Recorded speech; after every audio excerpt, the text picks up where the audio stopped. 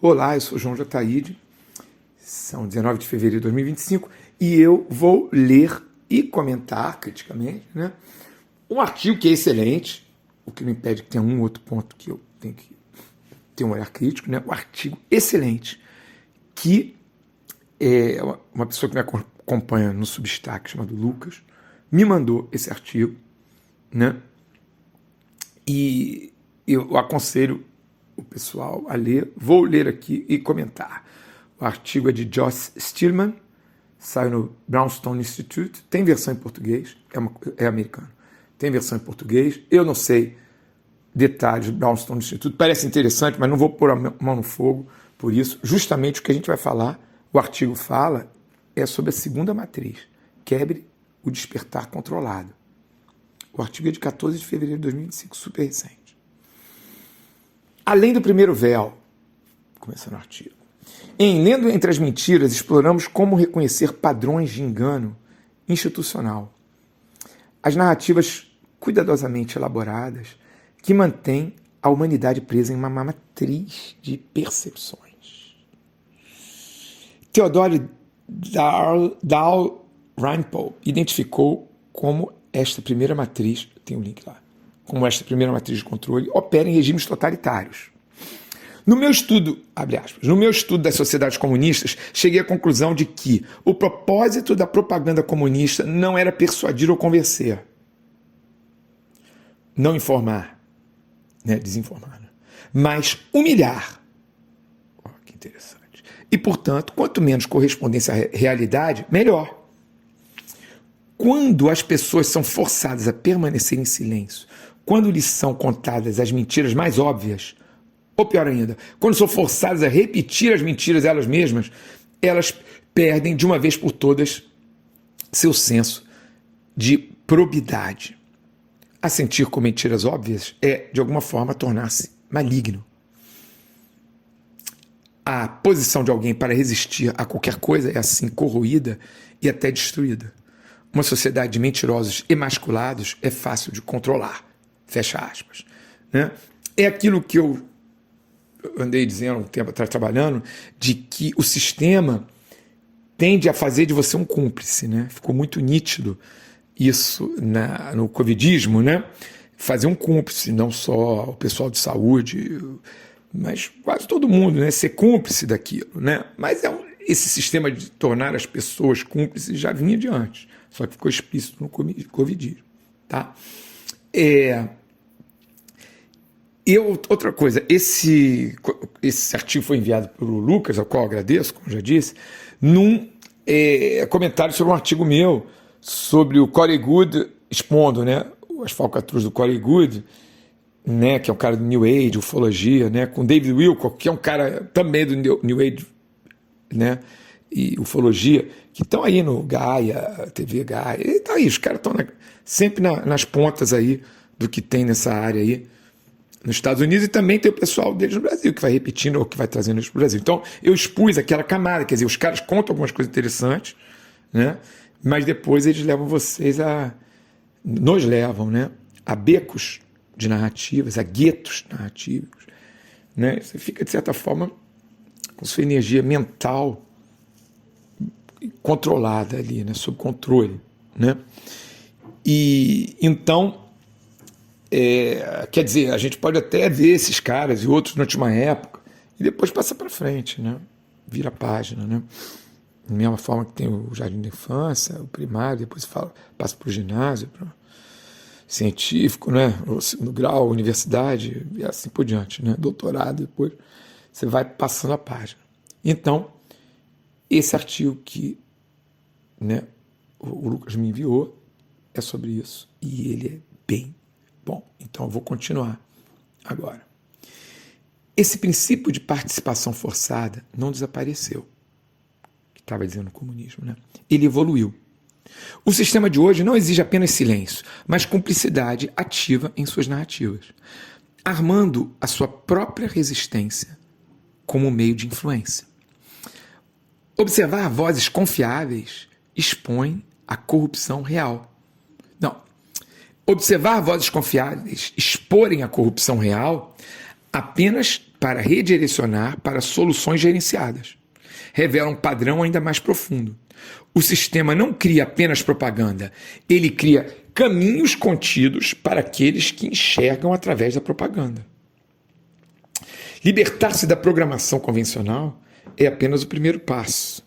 O que se segue é mais sutil e igualmente perturbador. Desvincular-se das narrativas institucionais cria uma vulnerabilidade imediata, a necessidade de novas respostas, novos líderes, nova direção. Aqueles que dirigem a primeira matriz não deixariam as saídas sem supervisão. Isso ilumina a mecânica mais profunda da segunda matriz. Capturar o despertar por meio de canais sofisticados de oposição inautêntica. Uma oposição que não é verdadeira, né? A mecânica da oposição controlada. O padrão fica claro quando examinamos como a crítica sistêmica é gerenciada. Aqueles que expõem a corrupção têm permissão para falar. Quando ele está falando corrupção, não é corrupção só de dinheiro, é corrupção do sistema, tudo, moral e dinheiro, tá? Nesse caso, né? Então, aqueles que expõem a corrupção do sistema têm permissão para falar, mas dentro dos limites cuidadosos. Tomemos o setor bancário como exemplo. Mesmo aqueles que revelam a natureza predatória do Banco Central, raramente exigem a abolição do Banco Central. Antes, as economias funcionavam sem Banco Central. Tá? O Banco Central é uma criação posterior. Tá? Bom, a crise de 2008 empurrou a fraude financeira para a consciência geral por meio de exposições populares, como o Big Short, é uma coisa aqui, um link aqui, um livro, né? Uma coisa assim. No entanto, a compreensão só gerou desconfiança, nenhuma responsabilização, apenas resgates para os perpetradores e um sistema mais frágil para todos os outros.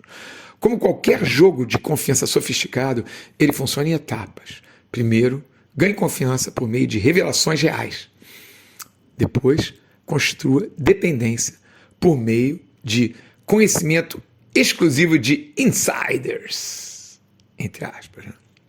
Finalmente, redirecione esta confiança para resultados limitados.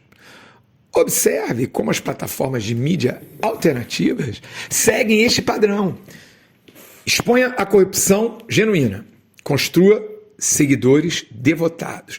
E então, sutilmente, mude o foco narrativo para longe da responsabilidade sistêmica. Cada revelação parece levar mais fundo em um labirinto de despertar coordenado. Nota, do autor. Estou evitando deliberadamente nomear alvos específicos. Esta análise não é sobre criar novos heróis ou vilões, mas reconhecer padrões que transcendem indivíduos. O que torna este modelo tão eficaz é que as mesmas instituições que transformaram o dinheiro de ouro para papel também convertem a resistência genuína em oposição administrada. Como escrevi em Fiat Tudo, um artigo dele, tem um link. Assim como a moeda sintética substitui o valor real, os movimentos de oposição à moeda fiduciária oferecem versões sintéticas do despertar independente, contendo apenas verdade suficiente para parecer real, mas mantendo a oposição dentro de limites seguros. Entender esses padrões de oposição controlada pode parecer avassalador. Cada revelação parece levar a outra camada de engano. É como descobrir que você está em um labirinto apenas para perceber que há labirintos dentro de labirintos. Alguns se perdem documentando cada curva, debatendo minúcias do sistema financeiro, discutindo sobre protocolos médicos, dissecando movimentos de xadrez geopolíticos. E aí vai ter agora a minha crítica a ele aí. Quer dizer, mesmo ele sendo super bom, tem coisa que eu desconfio um pouco nisso aí. Ele diz, ou em círculos de conspiração, entre aspas, perguntando, o vírus foi isolado? Como as torres realmente caíram? O que há realmente na Antártida? Embora essas perguntas sejam importantes, ficar preso em um mapeamento de labirinto sem fim perde o ponto completamente. Pois bem, para mim essas perguntas são muito importantes. Para mim, João, perguntas são muito importantes, tá? E eu, né, nem uso o termo conspiração, mesmo entre aspas, círculos de conspiração, né? É importante você perguntar. Bom, ele mesmo diz, né? O vírus foi isolado, porque na verdade, quando você vai ver, não foi, e não só esse. Se você vai ver na prática, nenhum vírus foi isolado como patógeno, pelo menos. Como as torres realmente caíram, faz diferença. O que há realmente na Antártica faz diferença, porque o fato de você discutir essas coisas, se interessar, não quer dizer que você não vai se interessar a outras coisas. Ou ao que liga tudo isso, né? O que está por trás de tudo isso, né? Então, para mim, faz sentido. Então, eu não colocaria isso. Na verdade, é a minha principal crítica ao artigo, tá? Mas ele mesmo diz, embora essas perguntas sejam importantes, né? Tá bom? Ficar preso em um mapeamento de labirinto sem fim perde o ponto completamente. É o que ele diz, né? Nem todo mundo fica no mapeamento de labirinto sem fim. Apenas utiliza essas perguntas para ir à frente, ir adiante e ir seguindo o labirinto e ir sacando coisas mesmo, tá? Né? Então, voltando, né, ao artigo dele, debates e desacordos são saudáveis, são naturais e até saudáveis em movimentos de busca da verdade. Mas quando esses debates consomem toda a energia e a atenção, eles impedem uma ação eficaz em torno dos objetivos principais. A jornada de pesquisa. Nos últimos anos, estive profundamente imerso em descobrir os mecanismos de controle, não como um exercício abstrato, mas ao lado de uma equipe que inclui alguns dos meus amigos mais próximos, seguindo trilhas que pareciam levar à verdade.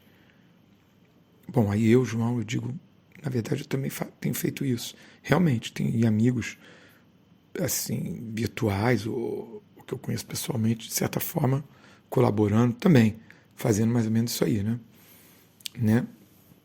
Bom, voltando ao texto dele. As revelações foram surpreendentes. Fatos fundamentais que crescemos aceitando foram expostos como invenções completas. Fomos humilhados 2 vezes. Primeiro, ao desaprender o que pensávamos que sabíamos. Depois, ao descobrir que nossas próprias certezas sobre novos caminhos estavam erradas. Caminhos que pareciam revolucionários levaram a becos sem saída sofisticados. Comunidades que pareciam autênticas se revelaram como canais projetados. A verdade mais dura não é apenas reconhecer o engano, é aceitar que talvez nunca saibamos a história completa. Enquanto ainda precisamos agir com base no que podemos verificar. O que começou como uma pesquisa sobre enganos específicos revelou algo muito mais profundo. Enquanto as guerras físicas devastadoras acontecem em várias regiões, um conflito mais profundo se desenrola silenciosamente pelo planeta. Uma guerra pela liberdade da própria consciência humana. É assim que a Terceira Guerra Mundial se parece. Não apenas bombas e balas, mas a engenharia sistemática da percepção humana. Este padrão de construção de confiança antes do redirecionamento reflete um sistema de controle mais profundo, operando no antigo princípio alquímico de solve e coagula. Seria resolver e coagular, uma coisa assim. Primeiro, é dissolver, né? Primeiro, dissolver, quebrar, depois coagular. Reformar sob controle. Solve e coagula. Então ele diz, primeiro, dissolver, que é quebrar, e depois coagular, reformar sob controle. O processo é preciso. Quando as pessoas começam a reconhecer o engano institucional, coalizões naturais se formam entre divisões tradicionais. Tá vendo? Coalizões naturais. Trabalhadores se unem contra políticas do Banco Central. Pais se organizam contra mandatos farmacêuticos. Quer dizer, a obrigatoriedade vacinal, por exemplo. Né? Pais se organizam. Comunidades existem a grilhagens corporativas de terras. Tá? Mas observe o que acontece a seguir. Esses movimentos unificados são sistematicamente dissolvidos. Considere a rapidez com que a resistência unificada se fragmentou após o 7 de outubro, como os protestos dos caminhoneiros se dissolveram em narrativas partidárias. Dos caminhoneiros, acho que está falando sobretudo dos do Canadá, né? Me parece, né? Teve até no Brasil também, né? Bom, cada fragmento se fragmenta ainda mais. Do questionamento da autoridade às teorias concorrentes, da ação unida à luta interna tribal. Isto não é fragmentação aleatória, é dissolução calculada. Uma vez quebrados, esses fragmentos podem ser reformados, coagulados, em canais dialéticos controlados, conforme as pessoas revertem a programação anterior sobre questões que substituem sua unidade. Veja como o jogo da confiança opera em movimentos de verdade. Primeiro vem a revelação legítima, documentos reais, denunciantes genuínos, evidências inegáveis. A confiança é construída por meio de insights autênticos. Então, o redirecionamento sutil começa. Assim, como eles cortam a sociedade em fragmentos cada vez menores ao longo de linhas políticas, raciais e culturais, eles dividem os movimentos de verdade em campos concorrentes. Unidade se torna divisão. Ação se torna debate. Resistência se torna conteúdo. Lembra que nos Estados Unidos, bom, também no Brasil, né? É o que ele fala, fragmentos cada vez menores ao longo de linhas políticas, raciais e culturais. Bom, essa fragmentação sistemática dos movimentos de despertar reflete um padrão histórico mais profundo, que traça a evolução do controle da percepção de massa, da propaganda grosseira, à manipulação biodigital sofisticada, da propaganda à programação. Os primeiros pensamentos em forma de matriz, através da programação direta, o caminho de Bernays para a supervisão biodigital segue uma programação clara. Aqui ele está citando, tem o link para um texto aqui, né? Caminho de Bernays, eu não sei exatamente o que é. Primeiro, manipular a psicologia de massa, bom, ele está explicando. Primeiro, manipular a psicologia de massa. Depois, digitalizar o comportamento. Finalmente, fundir-se com a própria biologia. Cada fase se baseia na anterior, do estudo da natureza humana ao seu rastreamento, à sua engenharia direta. De Bernet, né, que escreveu isso sobre a supervisão biodigital, descobrindo como manipular a psicologia de massa por meio de desejos inconscientes. A Tavistock refinando a engenharia social. A modificação algorítmica do comportamento. Cada fase traz ferramentas mais sofisticadas para a manipulação da realidade. A tecnologia digital acelerou essa evolução. Algoritmos de mídia social aperfeiçoam a captura de atenção. Né? Algoritmos digitais aperfeiçoam a captura de atenção. Smartphones permitem monitoramento comportamental constante. Sistemas de IA preveem e moldam respostas. Agora, à medida que essas ferramentas digitais se confundem com intervenções biológicas, de fármacos que alteram o humor, a interface cérebro-computador, elas se aproximam da governança completa sobre a própria percepção humana. O que começou com propaganda grosseira evoluiu para uma manipulação digital precisa da atenção e do comportamento. Quer dizer, aquela propaganda grosseira da coisa soviética, por exemplo, do início da coisa soviética, por exemplo, evoluiu para o que a gente tem hoje, geral na sociedade, né? Tanto faz se é americana, chinesa, brasileira, francesa, inglesa, tanto faz. Todo mundo está nessa. Né? Para manipulação digital precisa da atenção e do comportamento. Né? A segunda matriz cria canais aprovados para aqueles que se libertam. Um ecossistema projetado de alternativas controladas. Assim como as narrativas coordenadas da mídia treinou a classe profissional para terceirizar seus pensamentos para fontes autorizadas, a matriz biodigital agora se oferece para terceirizar sua própria sensibilidade. De você aí que está escutando. Sua própria sensibilidade. Prometendo cognição aprimorada enquanto fornece programação mais profunda. Isso representa a mais recente evolução em gerenciamento de percepção. A princípio, eles simplesmente negaram que conspirações existissem. Quando isso se tornou impossível devido a evidências inegáveis, eles criaram canais orquestrados para que mentes despertas os seguissem. O julgamento de O.J. Simpson marcou uma mudança crucial nessa estratégia. Treinou a sociedade para processar investigações sérias como espetáculo de entretenimento. Como Marshall McLuhan observou famosamente, o meio é a mensagem. O próprio formato do entretenimento espetacular da mídia remodela como processamos a verdade, independentemente do conteúdo. O que começou como perguntas legítimas sobre corrupção policial e viés institucional se tornou uma novela movida por audiência.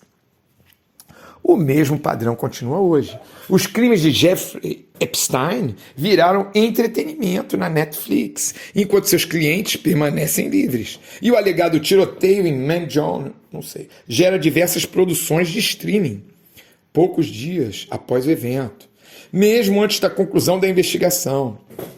Os incidentes de Las Vegas e Nova Orleans da semana passada oferecem uma demonstração clara. Em poucas horas, eventos potencialmente perturbadores são canalizados para narrativas concorrentes, enquanto o aparato de entretenimento está pronto para transformar qualquer investigação séria em conteúdo consumível. Revelações reais sobre redes de tráfico e crimes institucionais se tornaram conteúdo digno de compulsão. Denunciantes se tornam influenciadores. Documentos desclassificados se tornam tendências do TikTok, com períodos de atenção limitados e conteúdo infinito. A busca pela verdade se torna outra forma de consumo que pacifica em vez de empoderar. Olha, eu aí, João, quero lembrar, né, daquele pessoal em Nova York, né, Chabad Bavit, que encontraram aqueles túneis lá, que tinha sangue lá embaixo. Os túneis tinham colchões, sangue. Foi falado, foi mostrado e deu em que aquilo? Não sei, né? É um bom exemplo, né? Voltando ao texto, né, do cara aqui. Né? Bom, observe como o tempo passa e as teorias da conspiração, entre aspas, se tornam pontos de encontros limitados. A morte de JFK é atribuída, entre aspas, à máfia, uma isca conveniente das forças institucionais por trás dela. Padrões semelhantes surgem com as revelações do 9 de setembro, né? 9/11, né? Aqui está a minha posição. Por mais extrema que possa parecer para meus amigos, ainda mergulhados em narrativas convencionais, temos que considerar a possibilidade de que a estrutura de poder controle ambos os lados da maioria dos principais debates. Cada narrativa dominante tem sua oposição aprovada. Cada despertar tem seus líderes sancionados. Cada revelação leva a canais administrados. Entender esse padrão pode levar à paralisia, mas não deveria. Em vez disso, significa reconhecer que precisamos de novas maneiras de pensar e nos organizar inteiramente. Como observou a pesquisadora Whitney Webb no Twitter no outro dia. Agora que as pessoas estão com medo dos russos infiltrando e que eles estão sendo culpados de tudo, não, esses aí estão deixando poder, agora o pessoal vem para o medo dos islamistas infiltrando e sendo culpados de tudo. Ela falou, olha esse pêndulo que vai para lá e para cá, que balança para lá e para cá, da segurança do Estado. Sempre vence esse pêndulo, né? Quer dizer, é bem observado. Ela observou que há anos nos Estados Unidos o problema ou são os russos ou são os islamistas. Os russos, islamistas, alterna entre um e outro, né? Os russos e os islamistas, né? E aí eu mesmo falo que, olha, os russos não têm tanto problema com alguns tipos de islamistas, não. Né? Como a gente viu, né? Na colaboração aí, né? Lá dentro da Rússia. Bom, outro assunto isso, né? Mas interessante o que ela observou, a Whitney Webb. Apenas o inimigo designado muda. O impulso para maior vigilância e supervisão permanece constante. Cada lado, entre aspas, né, tem sua vez de alimentar o medo em sua base, enquanto as mesmas instituições expandem seu poder. Nixon abre a China. Clinton pressionou o NAFTA. Trump acelera a operação Warp Speed. Estou observando um padrão aqui. Não alegando conspiração, mas notando como figuras políticas frequentemente agem de forma contrária às suas personas públicas. Nixon, o anticomunista, abre a porta para a China. Clinton, que fez campanha para proteger os trabalhadores americanos, força o maior acordo de livre comércio. Trump, o outsider populista, avança a agenda Big Pharma. Seja por meio de pressões institucionais, realidades políticas ou outras forças, essas contradições revelam um padrão sofisticado. O sistema roteiriza ambos os lados de grandes transformações políticas, garantindo resultados controlados, independentemente de quem parece deter o poder. Muitas destas figuras podem estar respondendo a forças que mal entendem, atores úteis ou manipulados, em vez de orquestradores conscientes. Essa dinâmica não se limita aos políticos. Considere o Twitter, X, que passou os últimos 2 anos se autodenominando um bastião de liberdade de expressão, enquanto apenas esta semana introduziu algoritmos para amplificar a positividade, seja lá o que isso for, né? Enquadrado como promotor de um diálogo construtivo, ele reflete as mesmas posições políticas de moderação subjetiva, outrora criticadas como censura. Esse padrão de oposição controlada se estende por todos os níveis dos movimentos de despertar. Considere quantos dos meus amigos, ainda presos na primeira matriz, descartam os seguidores do QAnon como completos idiotas, zombando deles como personagens de desenho animado, enquanto ignoram a corrupção institucional documentada que o movimento expôs. O que eles não entendem é que por baixo dos elementos teatrais há evidências significativas de criminalidade sistêmica. Continuo com a mente aberta para examinar essas alegações. Afinal, o reconhecimento de padrões requer considerar evidências sem preconceito.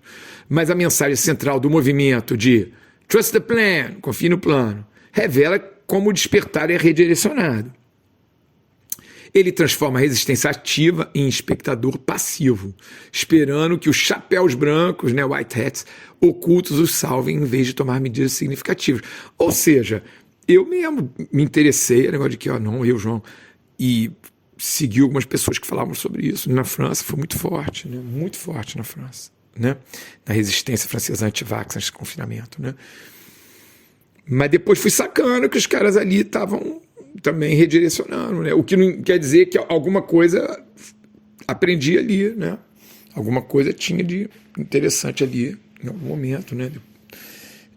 Depois eu, felizmente, consegui ver que estava manipulado, né? Na verdade, foi muito mais simples. Quando teve a Operação Warp Speed, que o Trump passou a defender as vacinas, eu falei assim, vão se ferrar vocês, porque isso é enganação, né? Agora, algumas coisas que eles falavam ali faziam sentido, algumas coisas, né? É a mesma coisa aí que ele está falando, né? Né? Bom, vamos lá. Seguindo o artigo. É aqui que eu traço o limite. Não posso terceirizar o bem-estar da minha família para entidades desconhecidas ou planos secretos. Isso requer vigilância constante. Alerta para ameaças óbvias e desorientação sutil. O aspecto mais perigoso da oposição gerenciada não é a informação que ela compartilha, mas como ela ensina desamparo aprendido, disfarçado de esperança. Então, eu comecei a criticar aqui o pessoal que eu não ofereci. Esse pessoal está dando falsas esperanças. Inclusive o pessoal que é pró-Putin, né? E BRICS também, que venera o BRICS, falsa esperança, dá falsa esperança. Tem uma ou outra coisa interessante no BRICS, não é isso. Mas no todo é uma falsa esperança, né? Tá? Bom, seguindo aí. A captura de movimentos autênticos. Cada nova teoria e movimento acrescenta outra camada de complexidade, afastando os buscadores de ações significativas. A contracultura dos anos 60 passou de questionar a guerra e a autoridade para passividade do tipo sintonize e desista. Né? Não sei como seria em inglês. Bom, na década de 80, antigos hippies se tornaram yuppies. Isso eu me lembro muito bem. Sua consciência revolucionária canalizada nitidamente para o capitalismo de consumo. Ainda hoje, o movimento anti-guerra mostra esse padrão. Um lado político se opõe à guerra na Ucrânia, enquanto apoia Gaza. Apoia a guerra em Gaza. Né? Outro inverte essas posições. Né? Exatamente. Né? O pessoal que acha que o Putin é Salvador, às vezes, né, muitos desses, né, são contra a invasão de Israel em Gaza, mas são a favor da invasão russa na Ucrânia. Né? Então, cada um é exatamente o contrário do outro, né? Bem observado. Né? O movimento anti-guerra mostra esse padrão. Um lado político se opõe à guerra da Ucrânia, enquanto apoia em Gaza. O outro inverte essas posições. Cada lado alega ser anti-guerra, quando não é o seu conflito preferido. Occupy Wall Street seguiu o mesmo padrão. Começando com uma exposição potente da corrupção financeira, ele se fragmentou em causas concorrentes de justiça social que deixaram o sistema bancário intocado. E aí tem uma gravura, né? Ótima aqui, né? Do pessoal aqui atrás. Occupy Wall Street, né? E um banqueiro falando assim, apresente eles as políticas identitárias, né? E também, né, uma coisa trans aqui, né, uma manifestação trans, LGBT trans com a bandeira, né, tudo mais, patrocinada pelo JP Morgan, o Chase Manhattan Bank, uma coisa assim, né? Interessante, né? A sedução está no conteúdo da verdade. Os movimentos ambientais expõem a poluição corporativa, mas promovem créditos de carbono e a culpa individual. Os movimentos de justiça social expõem as desigualdades reais, mas redirecionam para programas corporativos de DEI, que é diversidade, né? É diversidade de gênero e de... né? Raça e gênero é uma coisa identitarista, né? DEI, né? A revolução dos alimentos orgânicos começou como resistência à agricultura industrial, mas se tornou uma categoria de produtos premium, redirecionando preocupações reais para opções de compra de boutique. Cada movimento contém verdade suficiente para atrair mentes despertas, ao mesmo tempo em que estabelece barreiras cuidadosas sobre soluções aceitáveis, identificando problemas reais, mas defendendo soluções que expandem o poder institucional. Esse padrão se repete em todos os níveis. Ao longo da história, as estruturas de poder entenderam o princípio de fornecer liderança controlada a movimentos emergentes. Este padrão continua hoje em todos os movimentos de despertar. O modelo é consistente. Aí ele vai apresentar uma lista. Um político questiona corajosamente, entre aspas, as vacinas, enquanto recebe dinheiro da indústria farmacêutica. Um especialista expõe, entre aspas, a corrupção do Deep State, enquanto defende agências de inteligência. Uma celebridade luta contra a cultura do cancelamento, entre aspas, enquanto promove passaportes digitais.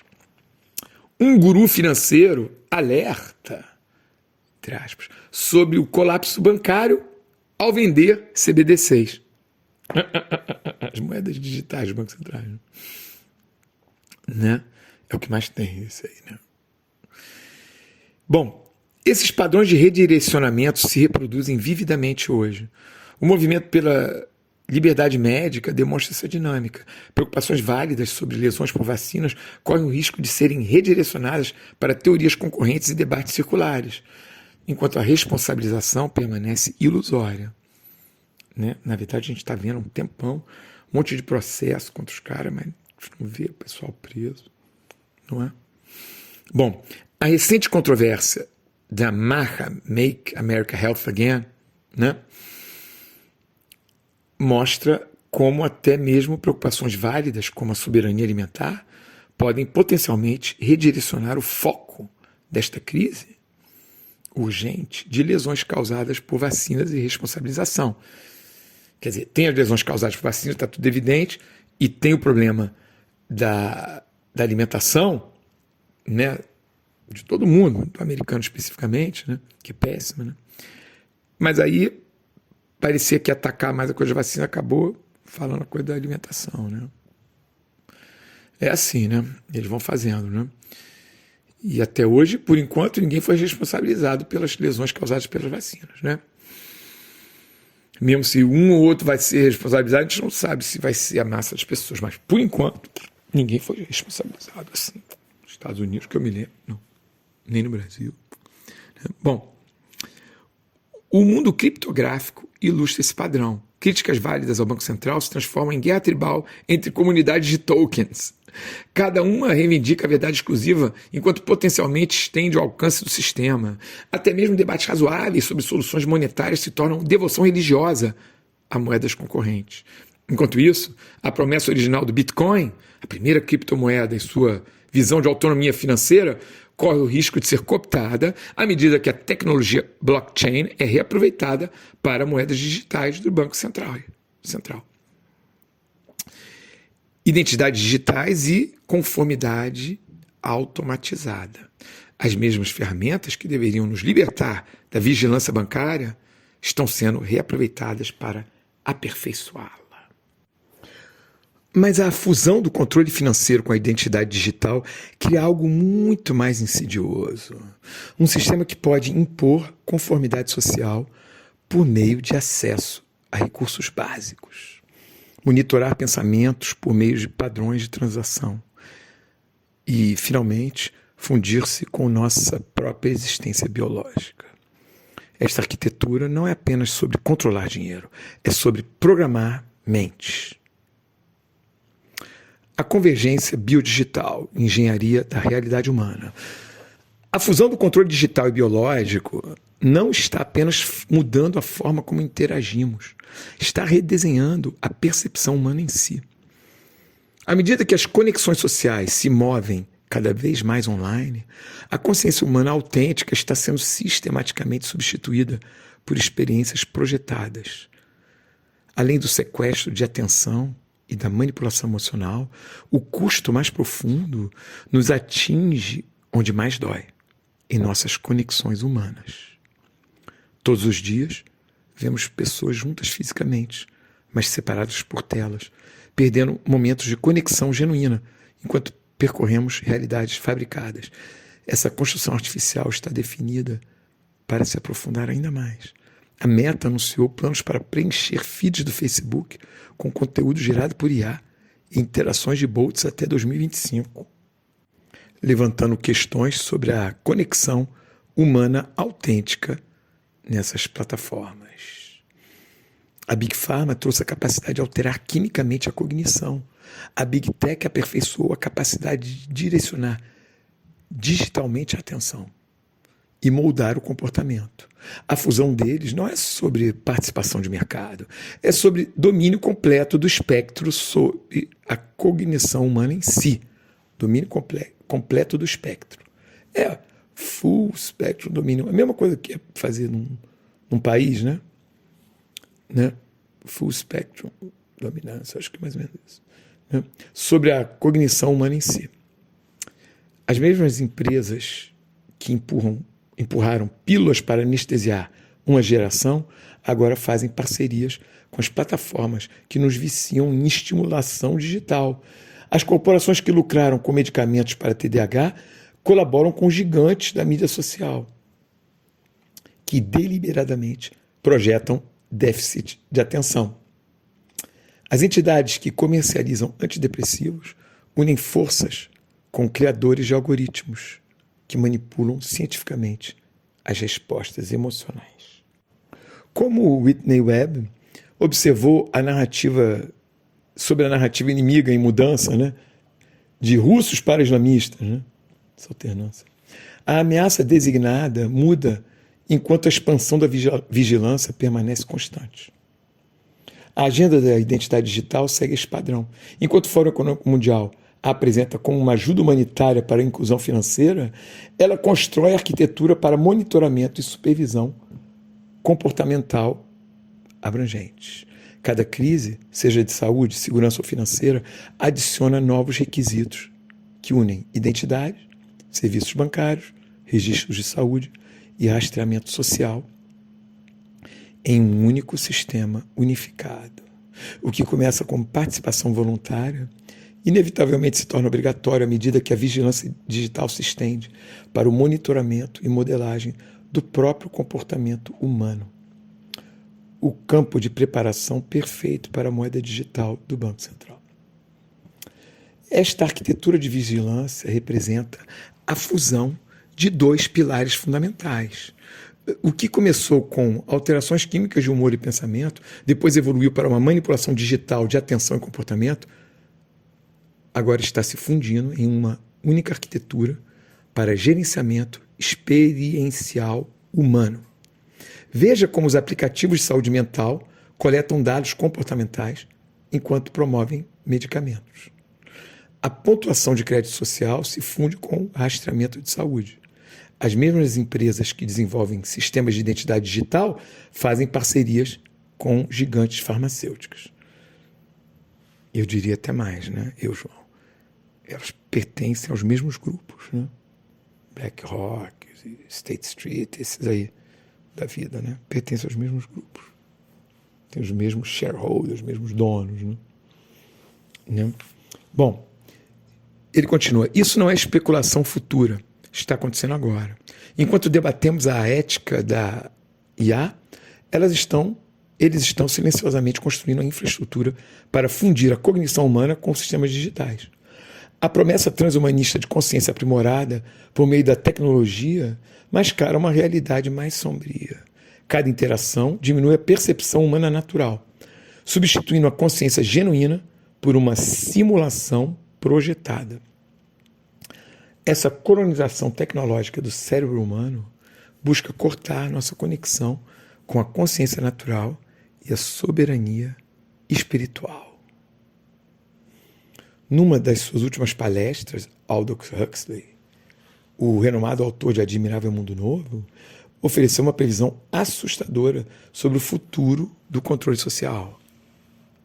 Huxley diz: haverá, na próxima geração, ou algo assim, um método farmacológico de fazer as pessoas amarem sua servidão e produzir ditaduras sem lágrimas, por assim dizer, produzindo uma espécie de campo de concentração indolor para sociedades inteiras, de modo que as pessoas, de fato, terão suas liberdades tiradas delas, mas irão, em vez disso, aproveitar isso, fecha aspas. Aí o que eu estou falando aqui é como se alguém impedisse ou cobrasse pedágios e coisas para você ir longe, assim, né, em volta da sua cidade, no campo. Mas, na verdade, eles aprenderam assim: não, olha, você pode passear o quanto quiser dentro da cidade de 15 minutos. Aí vai ter gente que vai: olha aí, que legal, a gente pode passear o quanto quiser dentro da cidade de 15 minutos. Quando, na verdade, estão impedindo, cerceando, taxando, fazendo coisas para dificultar que você possa passear fora. Eu sei que isso aí estão fazendo aos poucos, né? Se Deus quiser não vai acontecer, mas bom, estão indo nessa direção. E então é um bom exemplo, dessa liberdade tirada e que eles depois meio que comemoram, né? Aproveitam e comemoram aquilo ali, né? Sabe? Bom, ou, olha, você só pode viajar uma vez por ano. Pô, que absurdo, só posso pegar o avião uma vez por ano. Não, aí outros vão falar assim, os ecológicos, verdes, que legal, posso viajar uma vez por ano. Entendeu? Sacou? Bom, estamos em um momento crucial em que a captura tecnológica da consciência humana está se tornando irreversível. Cada nova geração nasce em uma integração digital mais profunda. Sua realidade básica cada vez mais sintética. Mas reconhecer esse padrão revela tanto a ameaça quanto sua fraqueza. Enquanto eles aperfeiçoam ferramentas tecnológicas para controle, eles não conseguem replicar completamente o poder da conexão humana direta. Cada instância de interação genuína, cada momento de presença não mediada, demonstra que seu sistema não consegue capturar. A resposta não é apenas enxergar através das mentiras, é criar espaços de conexão humana que existam fora da arquitetura de controle. O que torna este momento sem precedentes não é apenas a sofisticação do controle, mas seu método de implementação. Não por meio de força, mas por meio de sedução e de conveniência. Cada conveniência que abraçamos, cada aprimoramento digital que aceitamos, nos aproxima da visão deles de conscientização gerenciada. Libertando a consciência, recuperando a conexão. Entender esses mecanismos não significa rejeitar a tecnologia ou recuar para um isolamento paranoico. Significa reconhecer que o verdadeiro poder começa com a autonomia e aprender a nos envolver com a modernidade em nossos próprios termos. A batalha por nossas mentes requer tanto consciência quanto ação autêntica. Enquanto eles tentam projetar comportamento por meio de produtos químicos e algoritmos, nosso poder está primeiro em nos libertar, depois em nos estender por meio da conexão humana direta. O objetivo final deles, domínio absoluto sobre a percepção e a cognição humanas, revela uma fraqueza fundamental. Eles não conseguem conter totalmente mentes liberadas e relacionamentos humanos autênticos que existem fora de seus canais mediados. Esse sistema abrangente requer oposição gerenciada em todos os níveis, nos afastando do despertar genuíno e do engajamento direto. O insight crucial é esse. O oposto do globalismo não é o nacionalismo ou os movimentos políticos, é a liberdade individual expressa por meio da ação local. É interessante, mas bom, o nacionalismo pode ser interessante, né? Pode ser bastante interessante, dependendo de como ele é feito, né? Dependendo de como ele é feito. Mas bom, ele diz, é a liberdade individual expressa por meio da ação global, né? O verdadeiro despertar não pode ser programado ou agendado. Ele emerge por meio de reconhecimento claro, se espalha por meio de conexão genuína. Quando intelectuais em think tanks como o Brownstone Institute, bom, é esse aí que ele publicou o artigo, né, encontram uma causa comum com os bombeiros, quer dizer, tem um artigo aqui dizendo que os bombeiros que estavam recusando naquela época que tinha que ter a vacina para continuar no trabalho, né, e aí esse Brownstone Institute apoiou eles, né. Bom, eu também me parece interessante o Brownstone Institute, mas também não põe a mão no fogo por eles, não, tá? Mas bom, quando eles se envolveram, né,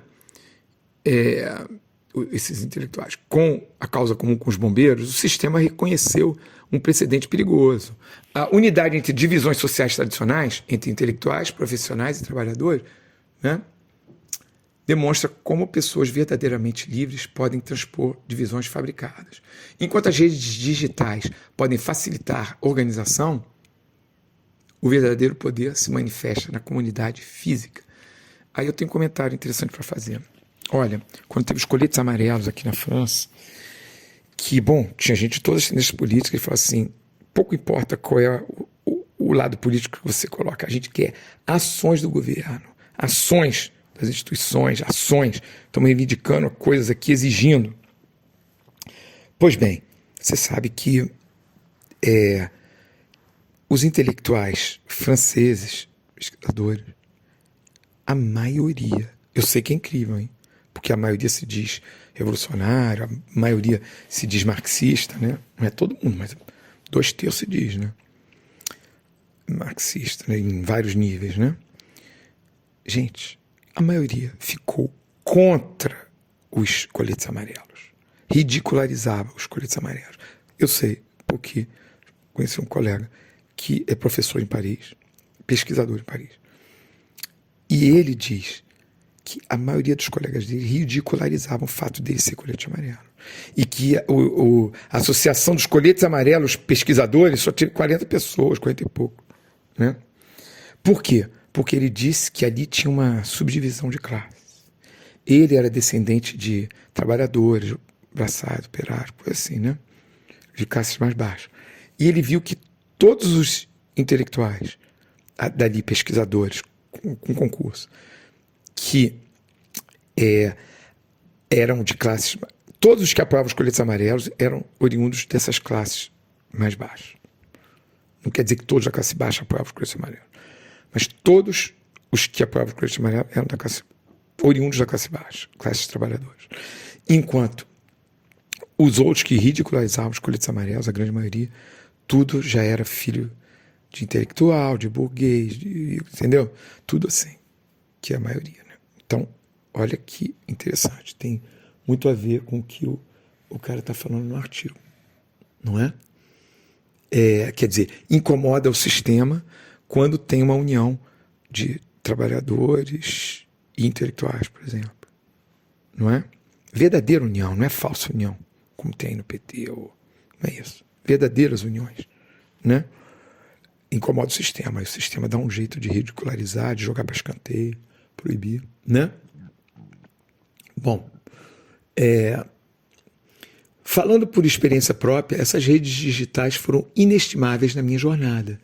Encontrei espíritos afins, compartilhei insights e construí amizades duradouras por meio de comunidades online. Essas conexões me ajudaram a entender padrões que eu talvez nunca tivesse visto sozinho. Faço minhas as palavras dele, é exatamente isso que eu vivi e vivo. Né? Mas o compartilhamento de informações é apenas o primeiro passo. A verdadeira transformação acontece quando tiramos esses insights compartilhados da tela e os colocamos em nossas comunidades, transformando conexões digitais em relacionamentos de carne e osso e ações locais compartilhadas. Gente, por isso, eu vivo isso aí. Por isso que eu tento encontrar as pessoas. E encontro mesmo, né? As pessoas que compartilham as ideias comigo, ou que me seguem, compartilham as ideias aí nas redes sociais. Eu no Brasil, eu encontro elas. E aqui na Europa também, toda hora eu encontro. Semana passada mesmo encontrei. Aqui, toda hora encontro, não é? Então, os encontros são fundamentais, né? Fundamentais, os encontros, né? Pessoais, transformar isso em relações pessoais. Às vezes a gente pode ver a pessoa pessoalmente, mas o máximo possível, né? Mas, bom, tem gente que a gente conhece de longe, mas forma-se uma amizade, né? Bem forte, né? Bom, e vamos lá. E aí ele continua o artigo. Isso significa libertando nossas mentes, né? Libertar nossas mentes, aqui é a tradução automática, né? Libertar nossas mentes, enquanto eles impulsionam o pensamento programado. Como é que liberta a mente? Criando ciclos de aprendizagem locais para combater sua engenharia digital, a farmacêutica do pensamento.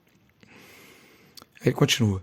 Construir conexões enquanto se mantém a agenda individual, estabelecendo comunidades reais para resistir aos seus sistemas de crédito social. Agir sem esperar pelo consenso, ignorando os canais de oposição organizados. Quer dizer, não precisa ficar esperando consenso, você já vai falando, fazendo as coisas, né? cultivar alimentos enquanto promove... Cultivar alimentos, pronto. Porque o outro lado está promovendo alternativas sintéticas, né? Então, um lado mantendo a autonomia biológica e o outro promove dependências criadas em laboratórios. Essa parte aqui, a tradução automática está muito ruim, então eu tenho que dar uma adaptada. Construindo uma comunidade enquanto vendem tribos digitais. Quer dizer, construa uma comunidade e o outro lado está vendendo tribos digitais, né? Então, ele aconselha criar uma conexão genuína como antídoto ao isolamento tecnológico. Tá vendo? Criar conexão genuína como antídoto ao isolamento tecnológico. Exatamente. Essa conexão genuína pode ser pessoalmente, ali encontrando uma pessoa, ou por telefone, WhatsApp, ou escrevendo, redes, né? Mas conexões genuínas. Mais uma, curando-nos, né? Enquanto eles comercializam dependências, ou seja, desenvolvendo resiliência natural contra a convergência biodigital dos caras. A verdade mais poderosa não é uma revelação, é o reconhecimento de que a consciência pode transcender completamente seus limites construídos. A saída requer ir além de suas distrações infinitas e reivindicar uma ação autêntica e fundamentada. Sua convergência biodigital só pode capturar almas que seguem seus caminhos prescritos. Nossa essência nunca foi verdadeiramente limitada por suas paredes. Isso é bonito, faz sentido, realmente. Bonito, né? A essência da gente nunca foi verdadeiramente limitada por suas paredes, né? Me lembro, inclusive, do Daniel Simões falando isso, né? Uma coisa assim, né? A essência do ser humano, né? Mais ou menos isso, nunca foi ameaçada, de certa forma, porque essa essência eles não têm como chegar lá, né? Mais ou menos isso que eu me lembro da fala dele, né? Então, a fala aqui do artigo é: nossa essência nunca foi verdadeiramente limitada por suas paredes do sistema, né? Fique vigilante, questione tudo, liberte sua mente e haja com intenção. A evolução começa com espíritos soberanos e cresce por meio de conexão genuína. Construa onde eles destroem. Crie enquanto eles enganam. Conecte-se enquanto eles dividem. A saída de sua matriz é com os olhos bem abertos e os pés firmemente plantados no solo local. Tá? Então, esse foi o artigo do Joshua Stillman, né? Né? Eu vou pegar uns trechinhos de um outro artigo que ele cita, né? Que eu tirei, que é interessante também. Um artigo dele mesmo, né? O anterior que ele cita, no Substack. Esse não está no Substack, mas o outro está. Então, esse aqui é um trecho que eu publiquei até como nota do Substack, do outro artigo de Joshua Stillman, que é Lendo Entre as Mentiras. Eu tenho que traduzir aqui na hora. Hoje, enquanto a mídia nos inunda com a cobertura sobre a Ucrânia, as posições da BlackRock profitam, né, dos dois lados, da destruição e da reconstrução. Não é? Eles se aproveitam dos dois lados, a BlackRock, né, da destruição e da reconstrução. Esse pattern, né, ele você já não erra mais ele depois que você vê ele, você não deixa passar, depois você consegue ver.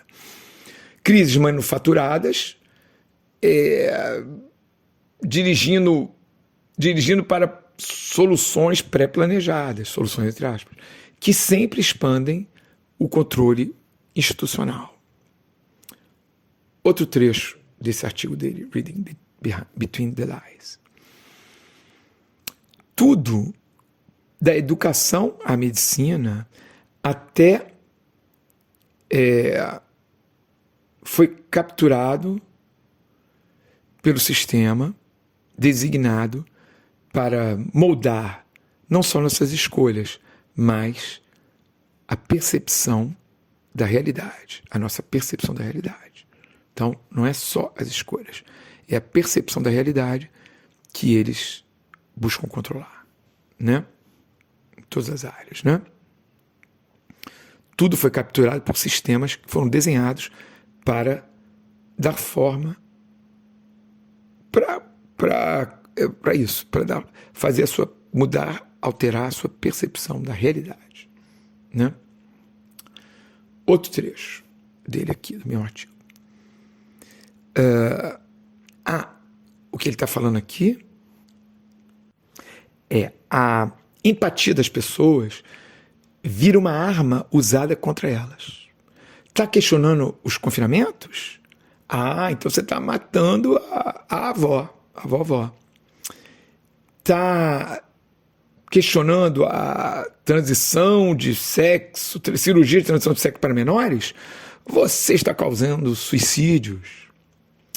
Você está resistindo às coisas de equidade, os programas de cotas, de coisas assim, dessa diversidade aí, né, as iniciativas, né, dessa equidade, né, social. Então você está perpetuando a opressão. Essa programação trabalha fazendo que a resistência se sinta cruel, fazendo crueldade. E o último trecho aqui, que eu separei dele, do mesmo artigo, né?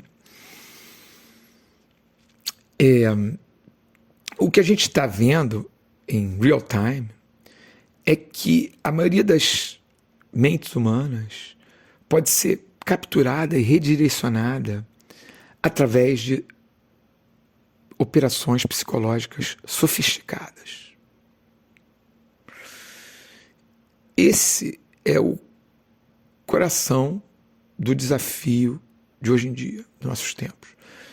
Será que a consciência humana vai desenvolver mais rápida do que os sistemas designados para controlar essa consciência humana, né?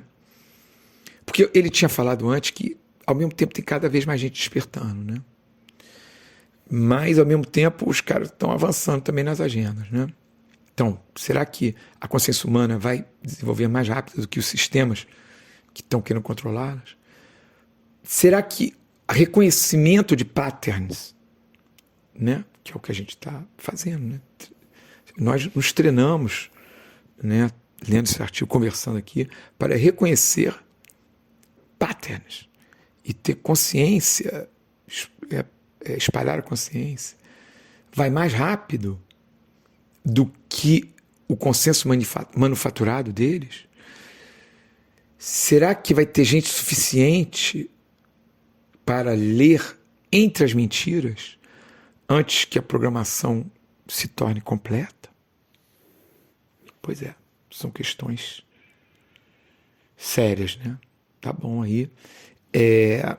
Então você vê que falar de geopolítica não pode ser só falar dos detalhes, né? Não é só geopolítica, é toda a coisa humana, né, que está em jogo dentro dessa geopolítica, dentro dessa Terceira Guerra Mundial, que aí sou eu que estou falando, né, que inclui não só as coisas psicológicas, como coisas espirituais, que ele só falou muito rapidamente, né?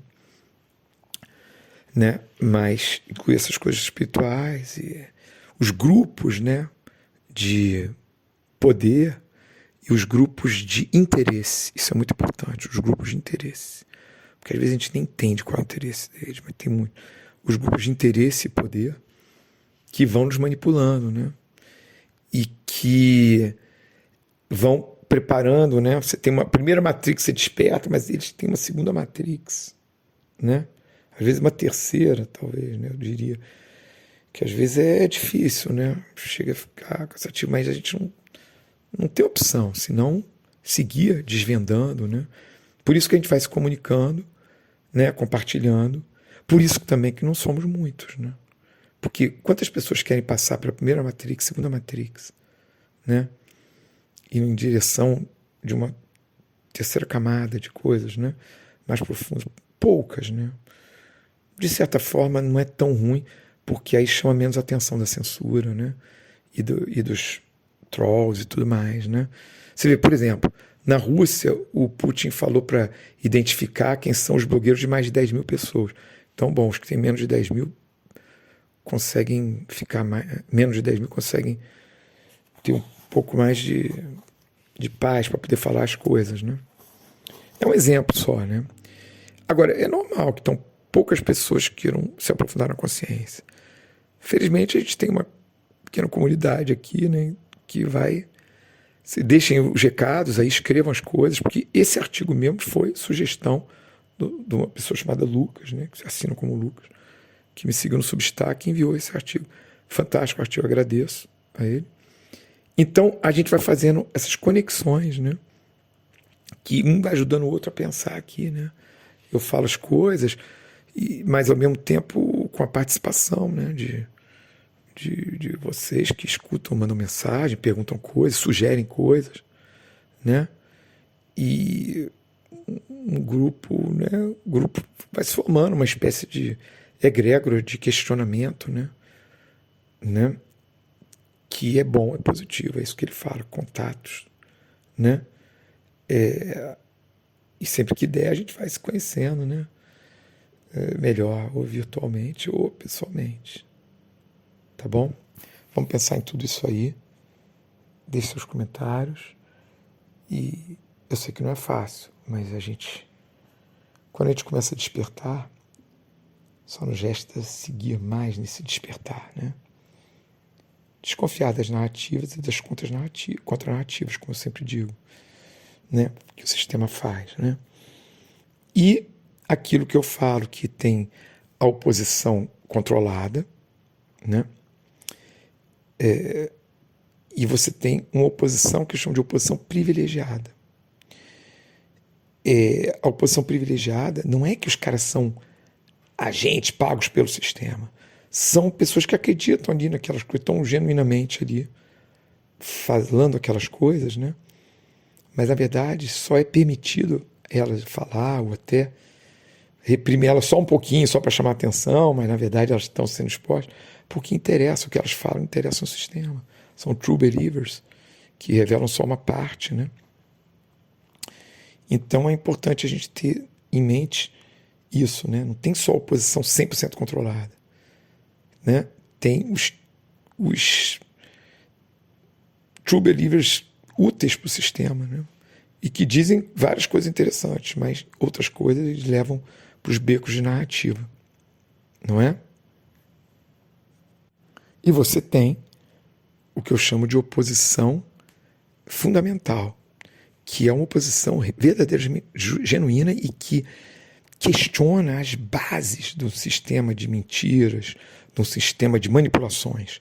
É a oposição fundamental, é o termo aí que eu chamo isso, que eu conheço aí, oposição fundamental. Essa oposição fundamental incomoda muito o sistema, porque eles não têm controle, entendeu?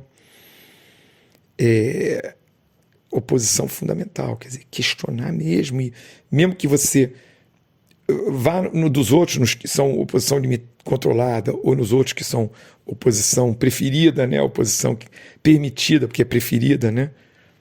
Você aprende algumas coisas ali, depois você vira a página e segue mais adiante. Oposição fundamental não se refere só à política, se refere a oposição a um conjunto de crenças. Você vai questionando, entendeu? Com profundidade, né? Não parando nos guetos de questionamento que o próprio sistema te leva, utilizando agentes mesmo pagos ou não, outras pessoas que são genuínas, mas também te levam para esses mesmos guetos cognitivos, que também tem o fato de que, às vezes, e também tem uma espécie de sugação energética, vital da pessoa, o espiritual tem também, mesmo em questão de guetos de rede social e grupos, né? Como disse, né? Certos grupos, né? Mas o negócio é a gente se dar conta disso, aprender o que tinha que aprender, fez os contatos que tinha que fazer e seguir bola para frente, entendeu? Deixa aquilo para trás. algumas pessoas ali que a pessoa se contactou e que são genuínas e que também passaram a questionar. Pronto, você segue com aqueles amigos virtuais, ou assim, pronto, e vai indo para frente. Estamos aí, nessa caminhada aí, tá bom? Um abração para todos.